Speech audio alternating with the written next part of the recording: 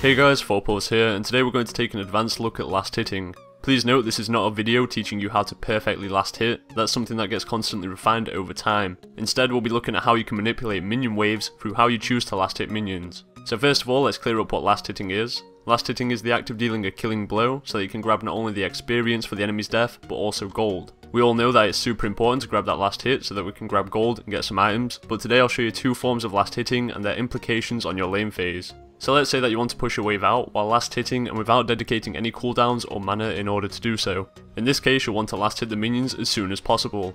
This is something I refer to as a perfect last hit. For an example of this, if you were to play Riven and have 100 attack damage, then you'll want to attack the minion as soon as it has 100 health. Obviously that didn't take armor into consideration, but the point is that as soon as you can kill the minion, then you should do so. When minions are alive, they're throwing out their own auto attacks, thus if you grab that perfect last hit, you're preventing additional damage onto your own minion wave. Thus your minions will stay alive longer and deal more damage, and your overall minion wave will bulk up. Your opponent will then be forced to either get pushed into their tower, or dedicate their own resources such as mana or a cooldown into trimming down the wave. This alone can open up favourable trades for you, something that I'll probably go into more depth in my next video. But essentially if Renekton uses Cool the Meek to soften a minion wave, you can then abuse that cooldown and go in.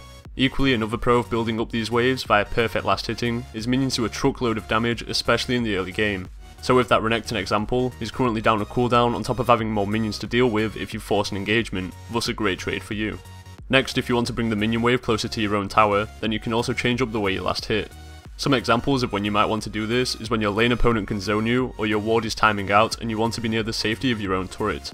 Here you want to last hit the minions as late as possible. Slow CSing is the term I use for this method of last hitting. When you slow CS, you'll cause the exact opposite effect of perfect last hitting.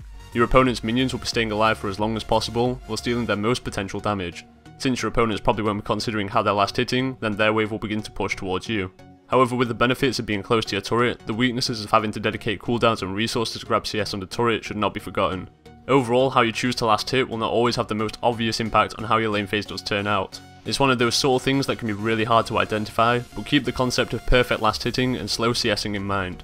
If your jungler is clearing a buff, then aims to come top within a minute for a gank, then that gives you at least 2 minion waves to force your opponent to push further out. Equally, some champions in certain matchups want to play the lane phase in a specific area. If you're a ranged top laner against a melee top laner, then you might want to keep them under their tower so that you can poke them down and apply pressure.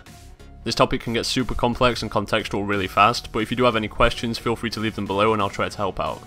If you enjoy my content, as always feel free to leave a like down below and consider subscribing for future videos. Thanks for watching guys, and until next time, take care.